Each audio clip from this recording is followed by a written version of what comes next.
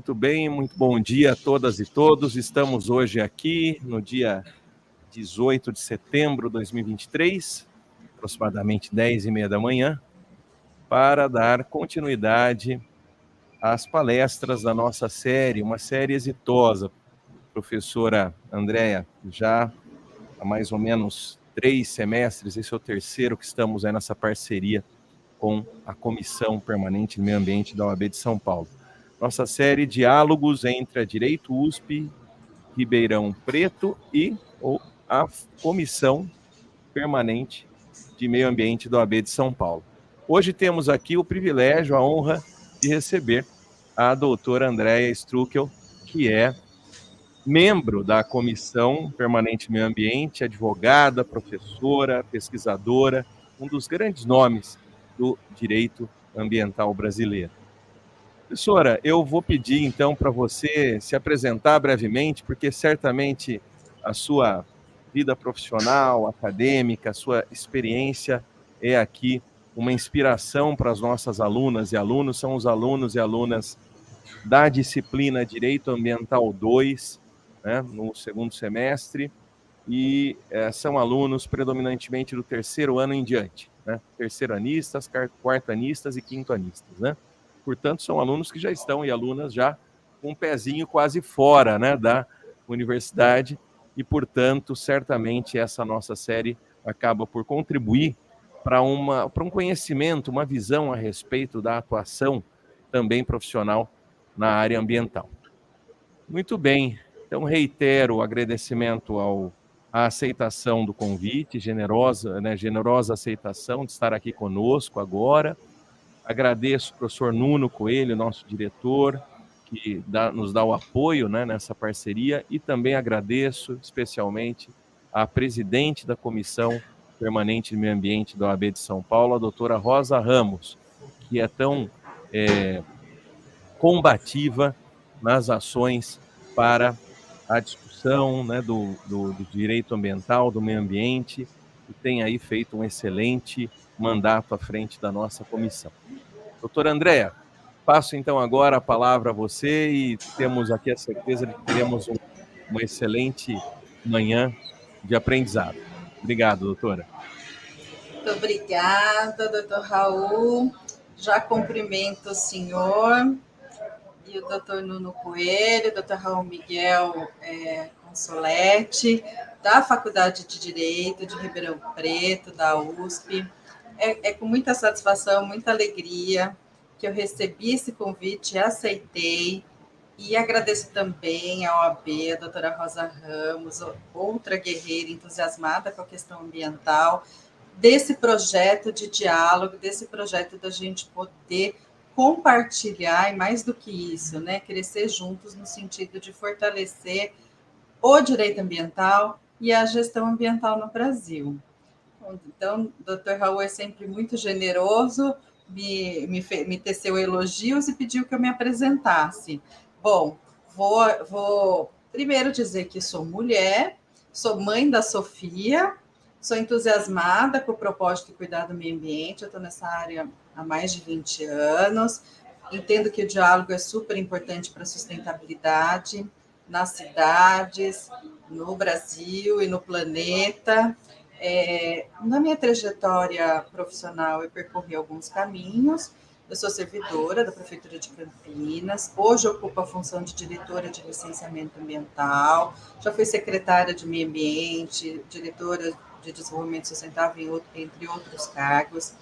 Na área acadêmica, sou mestre em urbanismo e graduada em Direito aqui pela PUC de Campinas, sou de Campinas, gente, especializada pelo Ministério Público do Estado de São Paulo em direitos difusos e coletivos, também especializada pela Universidade da Amazônia em Direito Processual. Leciono o tema de Direito Administrativo, Gestão Pública Ambiental aqui na Escola de Governo da Prefeitura de Campinas, Direito à Administração Pública no MBA da PUC de Campinas. E no Instituto ANAMA, eu tenho a honra de coordenar e ministrar aulas no curso de Direito Ambiental Municipal. Tem alguns livros, um deles inclusive, é o que me dá sustentação aqui para a nossa palestra, Licenciamento Ambiental publicada pela Oficina de Texto, e também Gestão Ambiental para Cidades Sustentáveis, que eu coordeno junto com o Rogério Menezes. É um livro bem multidisciplinar, convido quem tiver interesse. Sou diretora jurídica da NAMA Nacional, voluntária em outras ONGs do terceiro setor, como a Bike Anjo, eu gosto do movimento cicloativista, e também, enfim, junto a colegiados, o Dr. Raul já falou que eu sou membro recente, né? Tenho a honra de fazer parte da Comissão Permanente de Meio Ambiente da OAB de São Paulo, junto com o Dr. Raul, junto com a doutora Rosa Ramos. Enfim, pessoal, tenho aí um caminho percorrido e pretendo continuar nesse caminho de construção da gestão ambiental aqui no nosso país e com vistas à municipalidade, que é o meu foco, né? É o foco da NAMA, enfim, é o foco que particularmente eu gosto muito de percorrer. E vamos então ao tema que eu me propus a falar com vocês. O Dr. Raul colocou que vocês já têm um percurso aí bem encaminhado. O licenciamento ambiental municipal é um dos temas, às vezes, pouco explorado na universidade. Acho que nas universidades vocês acabam tendo mais o que é o licenciamento ambiental, estudo de impacto ambiental de uma forma mais abrangente, e aqui nós vamos ter oportunidade de nos debruçar sobre essa ferramenta que tem crescido cada vez mais nos municípios, que é o licenciamento local. E aí, gente, quando a gente vai falar de licenciamento ambiental local, eu queria aqui percorrer um caminho com vocês, que eu escolhi no sentido da gente pensar na linha do tempo da legislação ambiental, né, que culminou no licenciamento. Nada começa do zero, tudo tem uma história, tudo tem uma construção, tudo tem um movimento político, social, da sociedade, para que aquilo se efetive materialmente.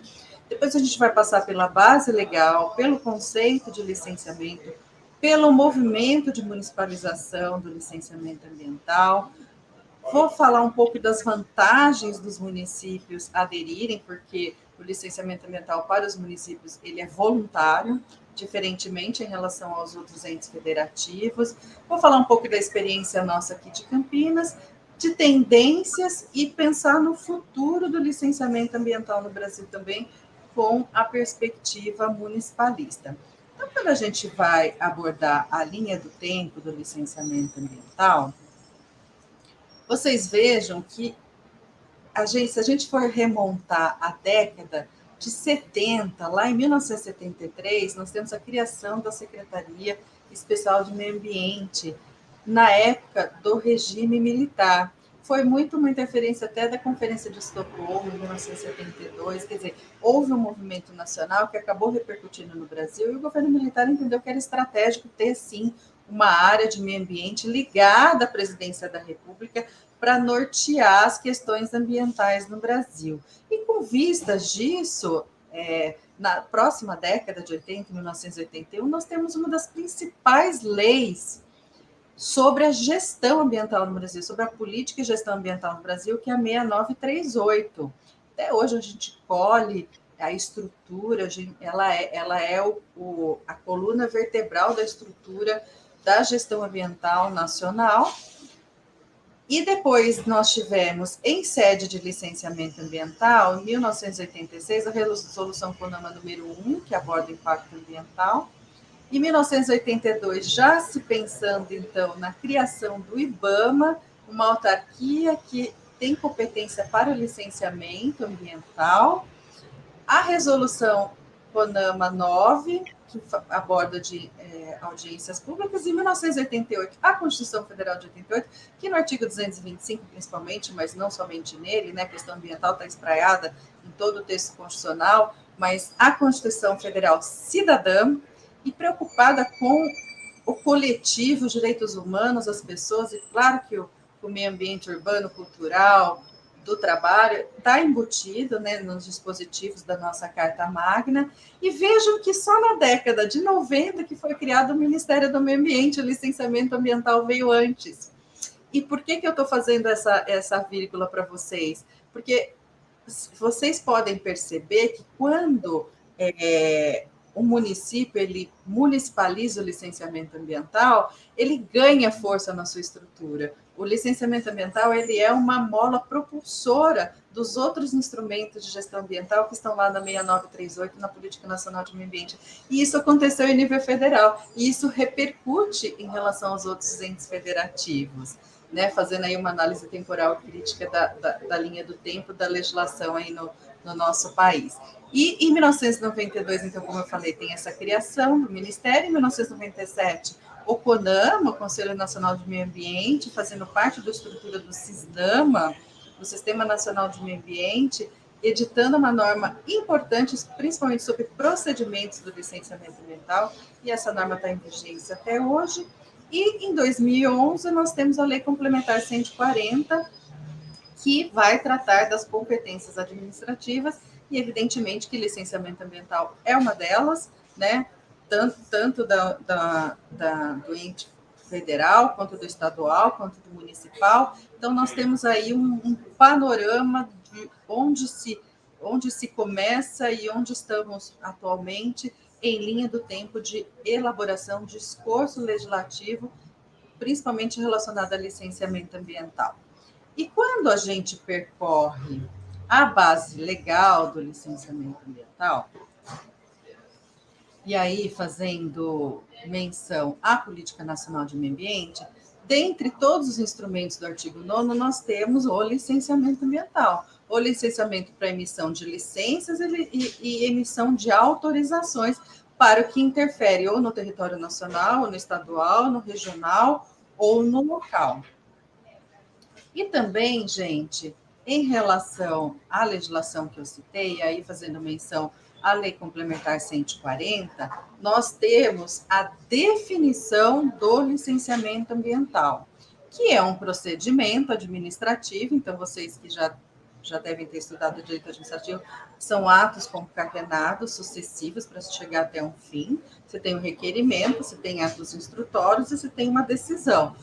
Destinados, então, a licenciar empreendimentos e atividades utilizadores dos recursos ambientais isso de uma maneira muito, muito ampla, efetivo potencialmente poluidores ou capazes, sob qualquer forma, de causar degradação ambiental. Aqui pode-se ler também impacto ambiental.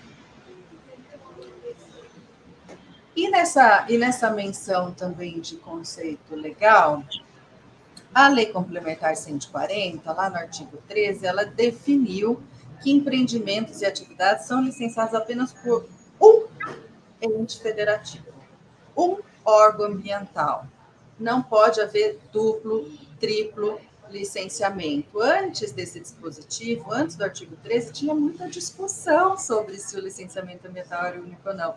Veja a questão do Rodoanel aqui no estado de São Paulo, né, que tem a doutora Consuelo Yoshida, do Tribunal Regional Federal da Terceira Região. Ela sustentava essa questão a depender da magnitude da obra, passando por várias cidades, a necessidade de ter um licenciamento ambiental mais amplo, mas a Lei Complementar 140 deixou claro que o licenciamento ambiental ele é único. E outra questão também que é importante para a gente nivelar conceitualmente o licenciamento ambiental é que quem licencia fiscaliza. Então, para fechar o sistema de controle ambiental do que acontece no território, quem licencia, quem tem atividade preventiva do licenciamento ambiental, também tem atividade repressiva da fiscalização ambiental.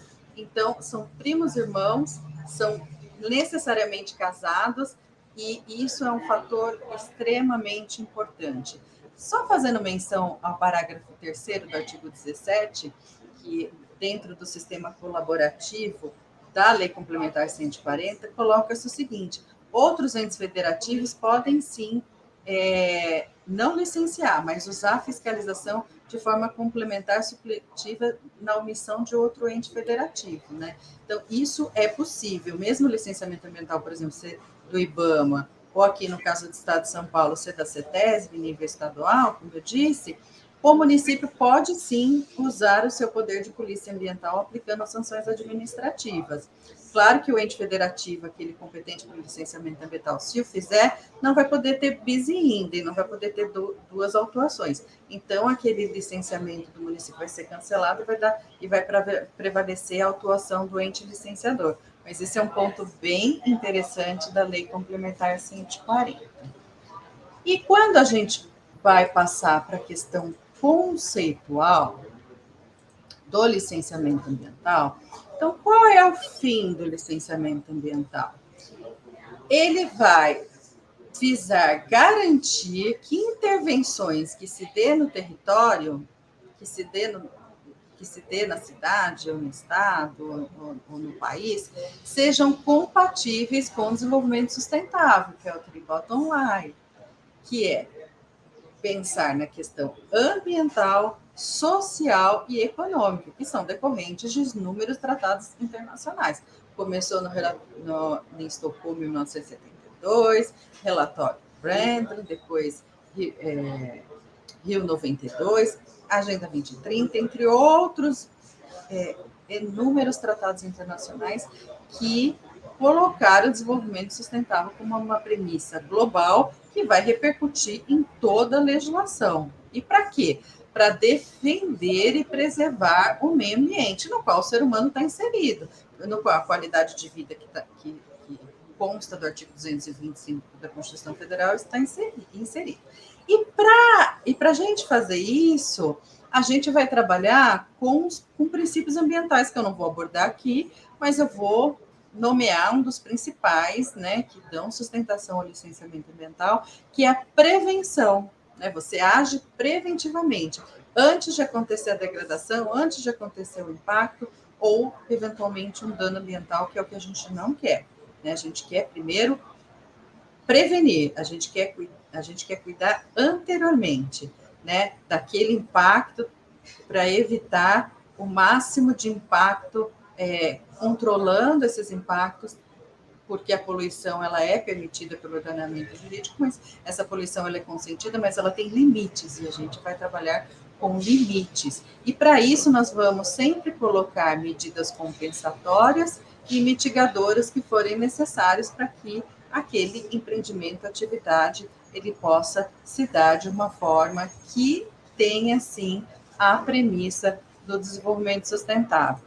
Eu gosto muito da citação da Sueli Araújo, que foi ex-presidente do IBAMA, e que hoje está no Observatório do Clima, que é consultora sênior do Observatório do Clima, eu a cito no meu livro, inclusive, que ela diz o seguinte: não é possível o ato licença sem a precedência de procedimentos, né? Sempre aquele ato encadeado. Assim, a licença ambiental, que é o último ato, é o resultado final, manifestando a conclusão da avaliação daquele órgão ambiental competente sobre atendimento de normas ambientais que permitam a localização, instalação e operação dos empreendimentos capazes de causar, sobre qualquer forma, degradação ambiental. E aí, gente, nessa linha da Sueli, nós temos também que o licenciamento ambiental, ele se calca pela prevenção, por normas jurídicas, por tecnicidade, por normas técnicas, mas também com, necessariamente, a leitura comunitária, com a participação popular, que normalmente se dá através da oitiva de conselhos, conselhos de meio ambiente, conselhos gestores de unidade de conservação, audiências públicas. Então, há essa necessidade de ter a leitura técnica e a leitura comunitária que eu desenhei aqui para vocês, né? Há um pedido, vai se verificar, por exemplo, um corte de árvore isolada, vai se apresentar o laudo de caracterização de vegetação, vai ter uma análise técnica, qual que é a árvore, se pode suprimir, se não pode suprimir, se ela é tombada, qual que é o diâmetro dela, qual é a compensação ambiental que vai se dar, porque se suprime uma árvore tem que se devolver à sociedade, à natureza, uma contrapartida, uma compensação, que é o plantio de uma, e normalmente é muito mais árvores do que isso se suprime. Ouve-se os conselhos municipais, No caso do município, os conselhos municipais de meio ambiente, em todos os casos, por exemplo, os conselhos de gestores de unidade de conservação, que são obrigatoriamente ouvidos pela deliberação do CONAMA 428, e aí a gente pode deferir ou indeferir a licença. André, você é diretora de licenciamento ambiental de Campinas. Você indefere licença? Sim, gente. A gente indefere pedido de licença, sim. Por inúmeros motivos, mas é possível, sim, a gente chegar a um resultado que aquela licença não vai ser concedida, seja pela leitura técnica, seja pela leitura comunitária. E aí, nesse ato encadeado dos procedimentos do licenciamento ambiental, nós temos, então, comumente, existem outros documentos ambientais a serem emitidos? Existem, mas esse é o básico. Comumente, se começa o processo dentro do que a gente chama de um procedimento trifásico, com a emissão da licença prévia, que vai dizer se aquele procedimento é viável ou não, a licença de instalação, que vai dizer, ó, pode construir, pode começar a organizar seu empreendimento. E a licença de operação dizendo assim, ó, você construiu certinho, tá ok, é a última licença. Em alguns casos de atividades poluidoras, essa última licença ela é renovável ou não, né, dependendo do tipo de tipologia que vai se licenciar. E na agenda verde, entre a licença prévia e a licença de instalação, vocês podem ver aí na linha do tempo, tem autorização ambiental, porque às vezes você vai precisar construir um empreendimento e vai ter que intervir em área de preservação permanente, vai ter que suprimir vegetação, ou vai ter que cortar uma ou duas ou três ou várias árvores isoladas. Então, a agenda verde, normalmente ela está conectada com a agenda azul, agenda marrom, enfim, de infraestruturas, sempre tem esse ponto. E a gente sempre emite a licença, a licença de instalação antes da autorização. Aliás, perdão, autorização antes da licença de instalação. Só para vocês terem uma ideia, aqui um comparativo do licenciamento urbanístico a cargo do município, né?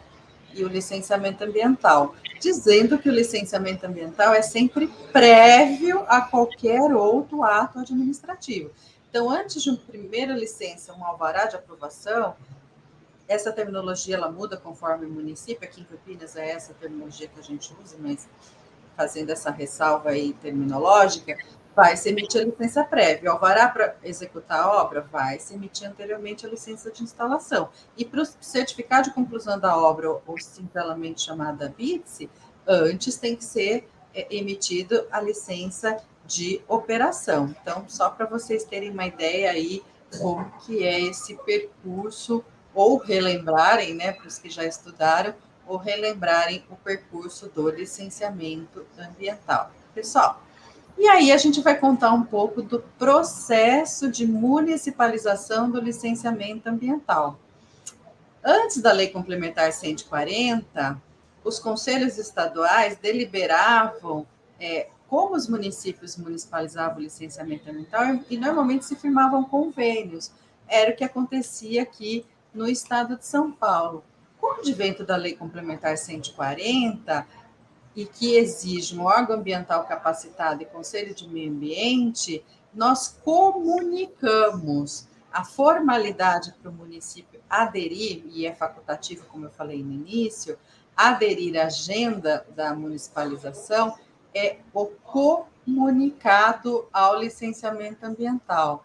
E aqui, gente, fazendo uma ressalva, né, da questão municipal, aliás, um parênteses, né? A Constituição Federal, ela emancipou de uma maneira muito significativa o município como integrante da estrutura da Federação Brasileira. Ele coloca em igualdade com outros entes federativos, lá no artigo 1º, lá no artigo 18, ele tem um poder estatal legitimado, garantido, com autonomia política, administrativa, dentro do seu território. E aí eu faço menção aos artigos 29 e 30 da Constituição Federal. Então, o município, ele organiza, ele mantém serviços públicos locais, limpeza urbana, saúde, educação, entre outros. E essas garantias, elas estão garantidas pela Constituição Federal.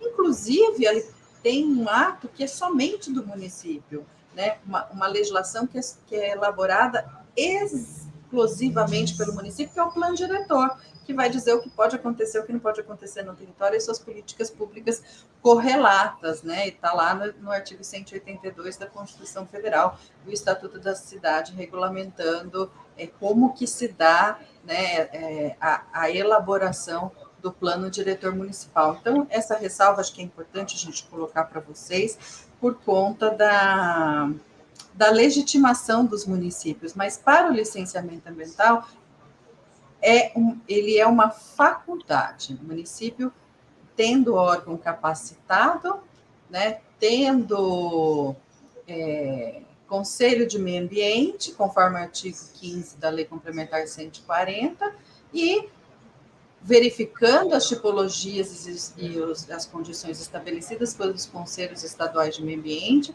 conforme o artigo 9 da Lei Complementar 140, ele vai começar a municipalizar o seu licenciamento ambiental e ele vai ter exclusividade, como eu falei para vocês lá no início, que consta do artigo 13 da Lei Complementar 140. E aí, falando então, reforçando essas condições, né, de órgão ambiental capacitado e conselho de meio ambiente para que o município possa exercer plenamente as suas competências municipais para o licenciamento. E aí ele licencia emitindo licença prévia, licença de instalação, licença de operação que eu falei para vocês, autorização de áreas verdes, tem que fiscalizar. No pacote do licenciamento vem junto a fiscalização. E o mais importante, que muita gente esquece, os municípios devem ser ouvidos, municipalizando ou não o licenciamento ambiental, em processos licenciados por outros entes federativos, pela União e pelo Estado ou pelo Distrito Federal, quando afete o seu território. E aí ele vai emitir basicamente 2 documentos: certidão de uso do solo, que veicula as questões urbanísticas, e exame técnico municipal, manifestação ambiental, cada ente aborda uma terminologia, veiculando as questões ambientais. E isso é muito importante, e isso, inclusive, está sendo discutido em nível nacional, no PL que tramita atualmente no Senado, e eu vou, se der tempo, depois eu abordo também esse PL do Dr. Raul. Mas o fato, gente, é que o licenciamento ambiental no Brasil, segundo os dados do IBGE, são de 2015, mas é um panorama, é uma estatística importante para passar para vocês, que eu vou colocar o gráfico aqui, é o seguinte: 30% dos municípios brasileiros já aderiram à agenda do licenciamento ambiental. E se você recortar cidades com mais de 500 mil habitantes, por exemplo, Campinas tem 1.200.000 habitantes, mais de 90% já aderiram à agenda do licenciamento ambiental. Então, para quem gosta da área ambiental, para quem quer atuar nessa área, gente, é um mercado muito profícuo e muito interessante. Fica a dica aí para os estudantes que gostam, que querem se embrenhar na área ambiental. E aqui, pessoal, eu vou dividir um pouco com vocês as vantagens do licenciamento ambiental. Por quê? Porque eu falei para vocês que ele é prévio, ele tem a característica preventiva, né, que está lá desde a Política Nacional de Meio Ambiente, mas ele traz o fortalecimento da característica repressiva do poder público. Quer dizer, a fiscalização ambiental, ela vem junto e se fortalece para o cuidado do seu território, né? E aí, fazendo menção ao artigo 225, parágrafo 3º da Constituição Federal, que fala da tripla responsabilidade ambiental. Quer dizer, o município ele vai cuidar da sanção administrativa, da responsabilidade administrativa, da reparadora, que é logo abaixo, a responsabilidade civil, quando se fala de reparação, é compensação e recuperação do bem ambiental, normalmente através de termos veiculados através de termos de ajustamento de conduta. Só a parte criminal, que aí sim ela é exclusiva do Ministério Público, e aí a gente sempre, quando tem um dano ambiental importante, a gente precisa, né, comunicar a Delegacia de Polícia, os Ministérios Públicos, para veicular e fechar o arcabouço da tripla responsabilidade ambiental com a criminal a exclusiva do Ministério Público. Mas mais do que isso, gente, em termos de vantagens, nós temos o caráter financiador, porque as taxas, elas vêm para o município, elas financiam a estrutura daquele órgão, né? Junto com também as multas, porque a fiscalização ela é fortalecida pelo licenciamento ambiental. Nós temos aí uma fonte de recursos extra-orçamentários que podem ser utilizados. A compensação ambiental ela é muito melhor tratada pelo município, porque se o município elabora seu plano diretor, sua lei de ocupação do solo, seus planos de bacia, seus planos do verde, seus planos ambientais locais, ele sabe aonde que precisa investir mais, por exemplo, em plantio. Então, a gente vai poder concretizar as ações do planejamento ambiental através do direcionamento das compensações ambientais. E aí, fazendo a ponte com o planejamento urbano, inclusive, e econômico também, e de outras políticas públicas, ele é extremamente importante em termos de informação do comportamento do que está acontecendo no território, para a gente poder planejar não uma cidade fictícia, mas uma cidade real, né? Real, inclusive, de como o mercado se comporta em relação a esse assunto. E sobre essa questão do planejamento ainda, se a gente sabe onde que as pessoas querem construir mais, por exemplo, ter mais atividades poluidoras, a gente pode começar a planejar o território de uma maneira mais eficiente para garantir o desenvolvimento sustentável, permitindo uma atividade econômica, incentivando, permitida de uma maneira condizente com o restante do território municipal. Quer dizer, tem uma fonte segura e confiável dessa informação, porque é o comportamento do mercado, quanto de recursos naturais já estão sendo utilizados, né, do processo do licenciamento ambiental, alocar essas compensações, ter subsídios para responsabilidade de impacto ambiental e sinergia também até com a questão metropolitana, como é o caso de muitas cidades, aglomerações urbanas, regiões metropolitanas, saber um pouco o que acontece até transfronteiriçamente em relação aos municípios e mais do que isso, né, verificar o comportamento e a vocação da cidade. Aí, só para vocês terem uma ideia, um mapinha, né, que a gente fez aqui em Campinas, ilustrativo, gente, de pedidos de atividades poluidoras. Vocês vejam que a maior parte, elas estão nos eixos viários estratégicos da cidade. Então, isso é uma informação importante. Quer dizer, então, o zoneamento urbano e ambiental, como que ele se comporta em relação a essa quantidade de pedidos que estão sempre vinculados mais às áreas centrais, mais aos jeitos viários. Isso é informação qualitativa para a gestão da cidade. E mais do que isso, gente, quando a gente fala em impacto global, né, em agir local para repercutir globalmente, como a Agenda 21, que foi parida, né, na Rio 92 aqui no Brasil, nós temos também a incorporação de critérios de sustentabilidade na gestão de políticas públicas no relato do território. E aí, fazendo menção à Agenda 2030, as ODS relacionadas à água potável, porque a partir do momento que você licencia, você vai querer saber como é que a água está, a montante, a jusante, como que ela entra, se a drenagem está poluindo ou não aquele rio, enfim, a gente tem uma condição qualitativa de cuidar daquele território, e aí pensando, sim, em atrair indústrias, inovação, infraestruturas sustentáveis, pensando em cidades e comunidades resilientes, né, consumo e produção sustentável, pensando na biodiversidade, na vida terrestre, em preservar os nossos ecossistemas, quer dizer, é um instrumento que acaba repercutindo em outras políticas públicas de sustentabilidade. E fechado o panorama aí da municipalização do licenciamento ambiental, eu vou falar um pouco como que acontece aqui em Campinas o licenciamento ambiental. Nós temos uma história aí de mais de uma década de municipalização do licenciamento ambiental, que começou em 2010, através de um convênio com a CETESB, e a gente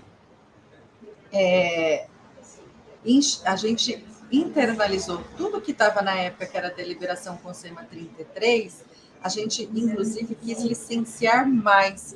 Campinas, por exemplo, licencia empreendimentos imobiliários. Por quê, gente? Por que Campinas licencia empreendimentos imobiliários?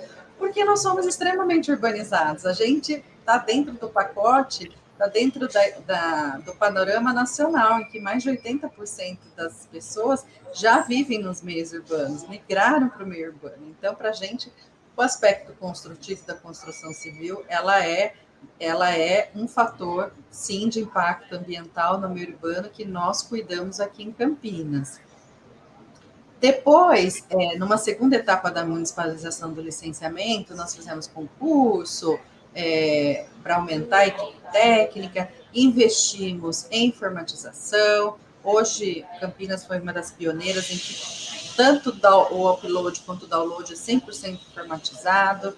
Os conselhos municipais têm acesso ao nosso licenciamento informatizado, enfim, a gente licencia alto impacto ambiental pela deliberação Consema número 1, hoje vigente. Então, a gente teve um percurso aí bem interessante em termos de licenciamento ambiental e fazendo menção, então, que a gente licencia o pacote completo, né, em relação ao licenciamento ambiental aqui no estado de São Paulo.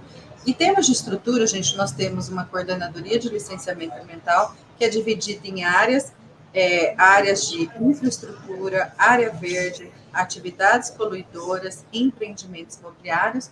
Temos uma coordenadoria de suporte geológico, porque aqui a gente licencia também movimentação de terra.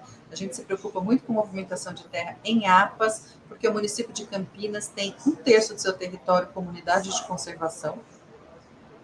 E temos uma coordenadoria de apoio ao licenciamento de obras e atividades e empreendimentos municipais. Por quê? Porque a gente sabe que as outras secretarias, outros órgãos municipais não têm a expertise do licenciamento ambiental. Então, a gente faz o trabalho da assessoria, da consultoria.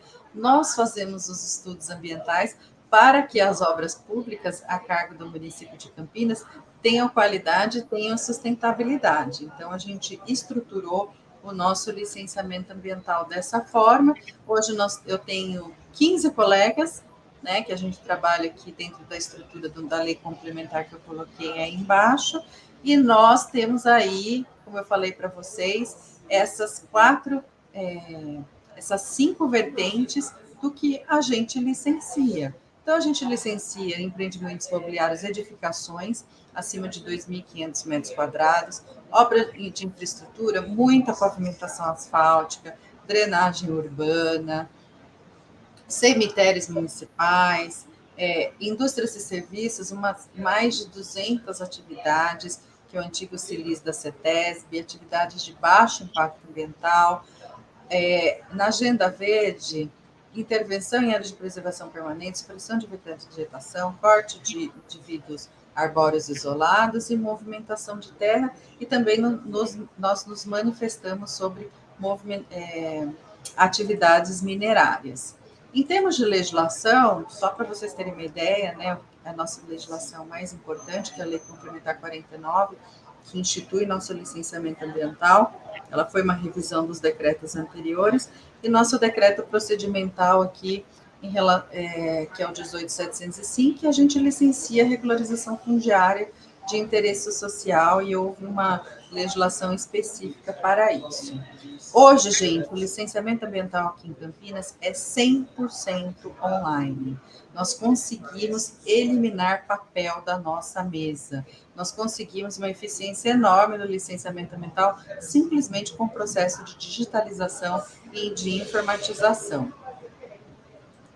Só para vocês terem uma ideia aqui, a telinha do nosso licenciamento ambiental online e o fluxograma que a gente percorre dentro dos procedimentos básicos que eu falei conceitualmente do licenciamento ambiental. Então, entra um pedido, nós analisamos os documentos apresentados, enfim, as informações, a gente analisa conforme a nossa legislação local, estadual e federal, há então uma análise técnica, eventualmente a gente faz um comunique para ter dados de outras secretarias, vistorias, enfim, verificar se tem TAC, o passivo ambiental naquela área, emitimos o que a gente chama de parecer técnico ambiental, Depois nós encaminhamos para o Conselho Municipal de Meio Ambiente, para os conselhos e órgãos gestores de unidade de conservação. Aqui em Campinas nós temos 9 unidades de conservação, então essa leitura comunitária ela é bem abrangente. E feita a leitura técnica através do PTA e a passagem, né, por essa leitura comunitária, nós abrimos prazo recursal, né? Tem um recurso interessado, ele pode sim surgir tanto em relação à leitura técnica quanto à leitura comunitária, e em havendo recurso, nós emitimos um parecer técnico conclusivo e emitimos o documento ambiental.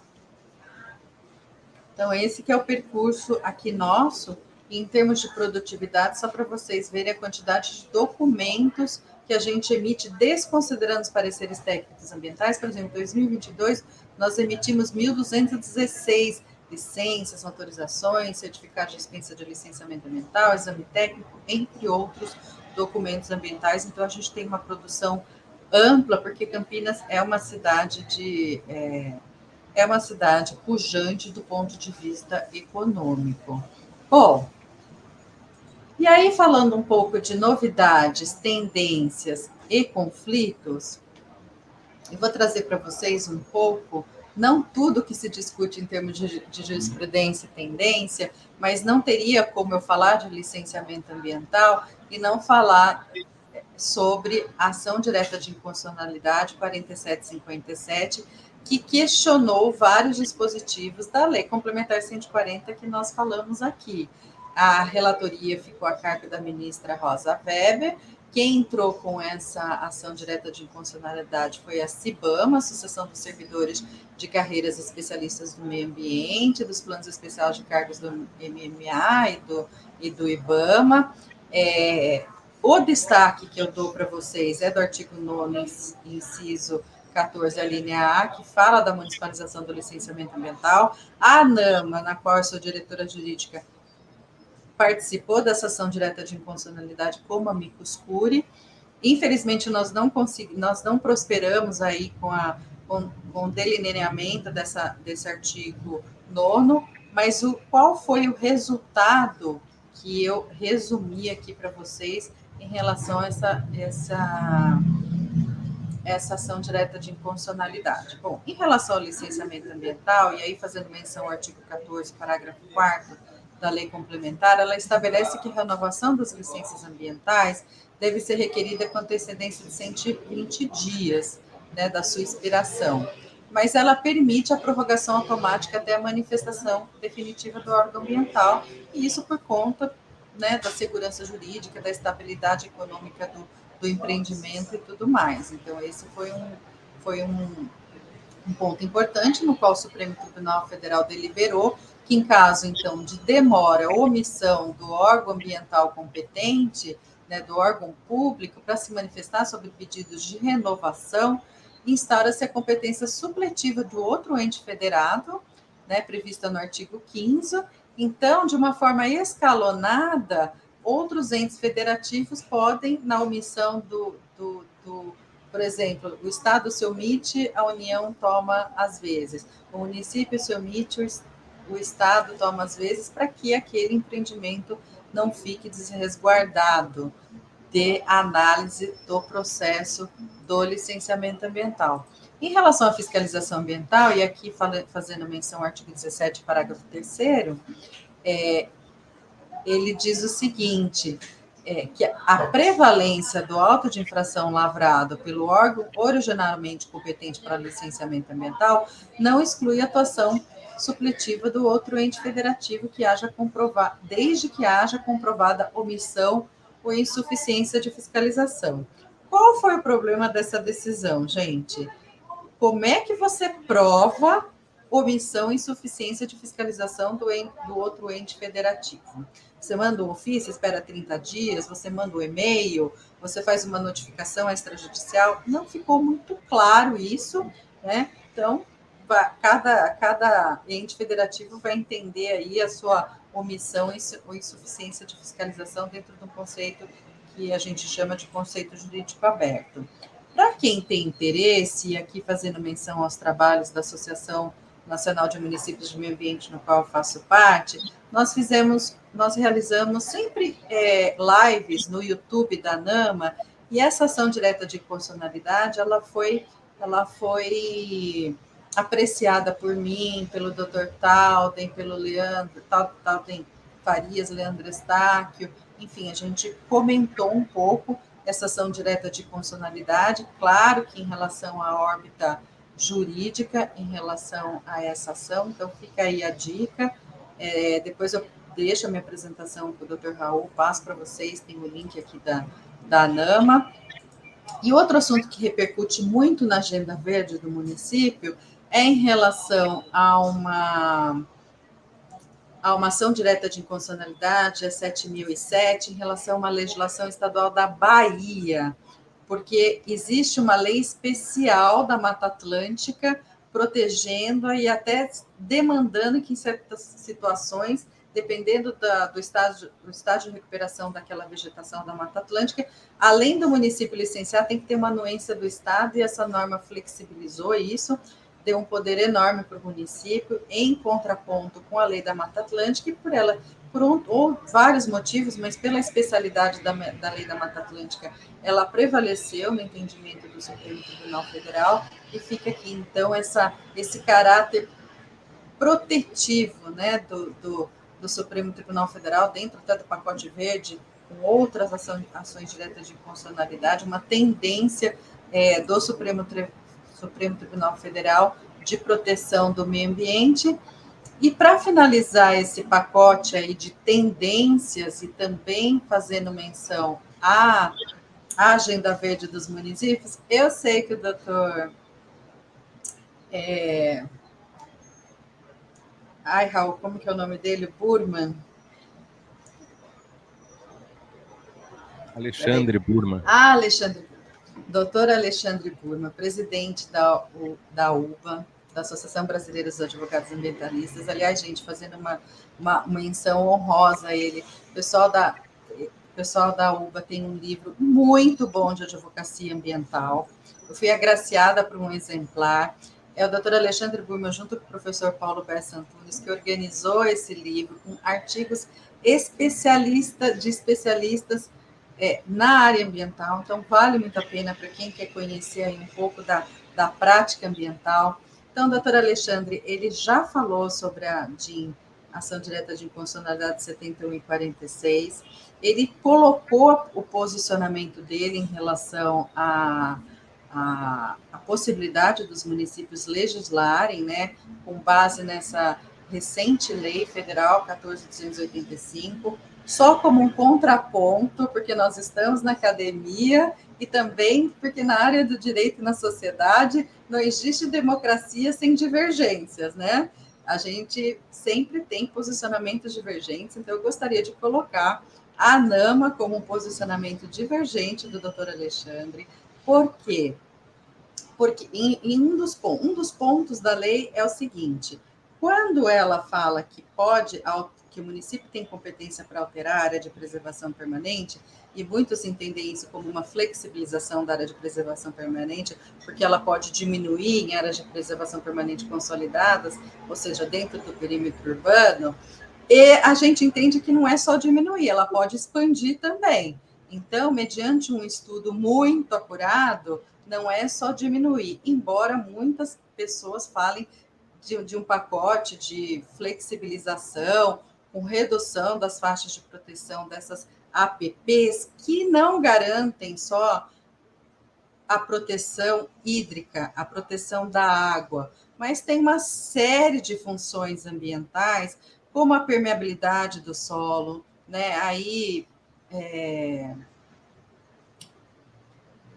impedindo ou minimizando enchentes, inundação. Quando se fala da questão hídrica, também na questão da qualidade da quantidade de água, porque é através do verde que se produz águas, através das áreas de preservação permanente, na conservação do solo da erosão, mas o mais importante, na agenda verde da biodiversidade, garantindo parques lineares, corredores ecológicos, manutenção do fluxo gênico, conservação da biodiversidade como um todo, e sem pensar no ser humano, que é da saúde, no nosso microclima, na qualidade do ar, né? na contemplação do direito de paisagem, entre outras funções, não só ecológicas, mas sociais, que as áreas de preservação permanente elas cumprem.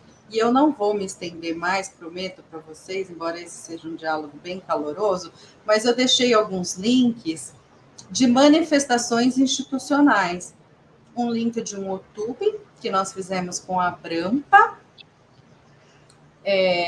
um link que nós fizemos com a Brampa, com a Confederação Nacional de Municípios e com a ANAMA, justamente também analisando a repercussão dessa legislação que altera o Código Florestal nos municípios. Então, fica aí todas as manifestações institucionais dos entes que participaram dessa live, e essa live ela coloca muito da preocupação dos municípios em relação a essa legislação. Então, é um tema bastante polêmico e, para quem gosta do assunto, sugiro aí visitar as nossas manifestações. Aqui no estado de São Paulo, não vai dar tempo, eu acho que não vai dar tempo de eu falar, mas tem toda uma legislação diferenciada que tratou da perda da função ambiental, da área de preservação permanente, do processo de flexibilizá-la. Nós tivemos a atuação do Ministério Público. Depois, se vocês tiverem curiosidade e tiver tempo, pode ser objeto de uma pergunta, eu conto para vocês um pouco da legislação do Estado de São Paulo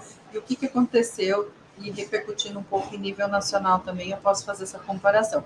Mas não é objeto dessa palestra, eu só queria deixar aí o posicionamento da ANAMA e outras entidades em relação a essa ação direta de inconstitucionalidade. Doutor Raul, posso continuar?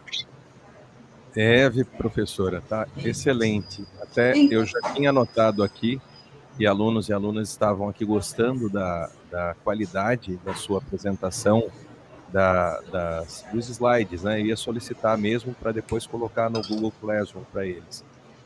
Mas Um prazer. Você já falou, já adiantou que vai mandar, então vamos esperar aqui. Obrigado. Obrigada, senhor Dr. Raul. Então, como deu tempo, eu vou falar um pouco do futuro do licenciamento ambiental no Brasil. O que está acontecendo em sede de Congresso Nacional, gente? Existem vários projetos de lei tramitando no Congresso Nacional que pretende, sim, instituir uma norma básica, uma referência sobre licenciamento ambiental. É importante que tenha uma legislação? Com certeza. Até porque hoje a gente está trabalhando com base em resoluções do CONAMA, a 1, a 237, a 9, que eu citei para vocês na linha do tempo. Então, é importante que tenha um documento, um documento normativo que agregue, que deixe claro as normas e os procedimentos de licenciamento ambiental. Isso é consenso de todos. Acontece que, na nossa visão municipalista, né, há muito retrocesso no PL específico que tramita hoje no Senado Federal, né? Esse projeto de lei, qual é o problema dele? E aí vem a pauta municipalista. Ele elimina a necessidade do município emitir certidão de uso do solo, que veicula as questões urbanísticas, exame técnico municipal, que veicula as questões ambientais, quando o licenciamento ambiental do outro ente federativo. O que vai acontecer, gente? Vai acontecer o empreendimento em uma atividade de impacto estadual, regional ou nacional, sem o município sequer se manifestar, ficar sabendo e colocar sua leitura técnica e comunitária a respeito daquele empreendimento, desrespeitando a autonomia municipal dos municípios. Esse projeto de lei enfraquece a atuação dos conselhos de uma forma extraordinária, institui prazos máximos de análises que, se não cumpridos, gera emissão automática de licenças, que é o licenciamento expresso, que a gente tem muita ressalva, e também o que prejudica muitos municípios, de que descomedidamente cria um sistema autodeclaratório de licenciamento ambiental, que é a LAC, licenciamento por adesão e compromisso, que também, do ponto de vista municipalista, é muito complicado. Esse projeto de lei que tramita no Senado, gente, é o 2159. Qual é a questão? Existem outros movimentos, outras entidades também criticam esse projeto de lei, porque não obstante, não digo que é passível de licenciamento, diz o que não é licenciável, coloca um pacote de exclusão de licenciamentos que a gente entende que tem sim impacto e que tem sim degradação ambiental. Então, fico o alerta aí para vocês. Aqui eu coloquei para vocês 2 campanhas da NAMA, uma que quando estava esse PL estava na Câmara dos Deputados, e agora uma campanha da NAMA para tentar aí salvar minimamente os municípios nesse projeto de lei em tramitação do Senado. Então, fica aí a alusão para vocês, esse alerta vermelho em relação a esse projeto de lei, principalmente esse projeto de lei. E aí, um fato, nós não somos contra o aperfeiçoamento da legislação. É muito importante que a legislação ela seja elaborada, aperfeiçoada, traga eficiência, traga dados claros, objetivos, exclui a subjetividade no processo de licenciamento ambiental, é importantíssimo. Porém, aperfeiçoamento de um sistema de legislação ambiental tem que estar casado e não divorciado de uma proteção do meio ambiente e da qualidade de vida. Então, a gente sabe que existem pressões de grupos econômicos, principalmente da bancada rural, né, da bancada de mineração, entre outras, para poder aí aprovar um projeto de lei que, em muitos casos, flexibiliza e vai trazer problemas que nós vamos viver no dia a dia das cidades, porque, como diz o Franco Montoro, as pessoas vivem nas cidades, os problemas estão nas casas, nas ruas, nos bairros, enfim, é nós que vamos estar trabalhando com o pepino, né, com a degradação ambiental das cidades. Então, faço aí um apelo para quem é ativista, para quem gosta dessa parte ambiental, entender e pressionar o seu senador, o senador que você votou, no sentido dele tomar cuidado, né, na sua condução e na sua votação do projeto de lei 2159 de 2021, que hoje tramita no Senado Federal, em fase de audiências públicas. Para vocês terem uma ideia, na última audiência pública, os municípios sequer participaram, não foram chamados para participar. Nós somos ou não somos ente federativo? Então, participa a representação da União, participa a representação dos estados, e os municípios sequer são chamados. Para vocês terem uma ideia, o desrespeito do Senado Federal com os entes federativos, com 5.570 municípios, que constitui aí o Estado brasileiro. Doutor Raul, eu falo muito, mas eu espero que meus slides tenham sido didáticos, espero que eu tenha despertado aí interesse dos nossos colegas, no sentido de entender um pouco a nossa dinâmica do licenciamento ambiental, as nossas angústias, as nossas preocupações, mas também os nossos avanços, que o licenciamento ambiental é uma ferramenta estratégica para a gestão ambiental, é uma das mais importantes. Fica aqui meu contato, gente, para quem quiser me acessar lá nas redes sociais, através de e-mail, quem quiser alguma informação suplementar. É um prazer estar aqui na Faculdade de Direito da USP de Ribeirão Preto, na companhia de vocês e na companhia do Dr. Raul. Muito obrigada, gente. Nós que agradecemos. Doutora, então, só me responda uma coisa. De quem é a iniciativa desse projeto de lei do Senado Federal, no Senado Federal? Na época, era o deputado, acho que Renato, tinha um grupo, ele passou por várias mãos. Na época, era o Renato Simões, se eu não me engano, e era aquele deputado daqui do estado de São Paulo. É uma iniciativa parlamentar, né? Surge na Câmara, né?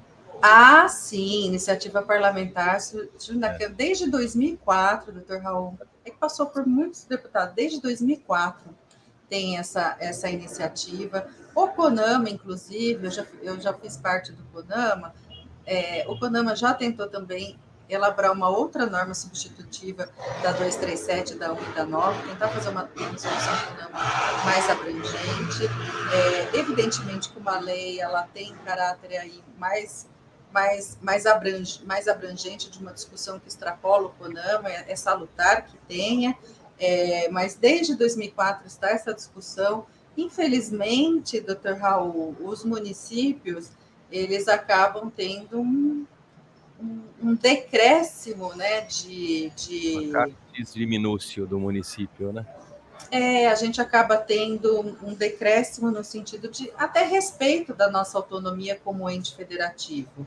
Então, é com muito pesar que eu falo isso para vocês, porque esse PL atualmente em trâmite no Senado Federal, ele prejudica demais o sistema de gestão ambiental local e rogamos aí que os atuais senadores, né, houve renovação, né, houve renovação parcial da casa, a gente espera que haja uma mudança de pensamento, uma mudança de paradigma para respeitar os municípios quanto ente federativo.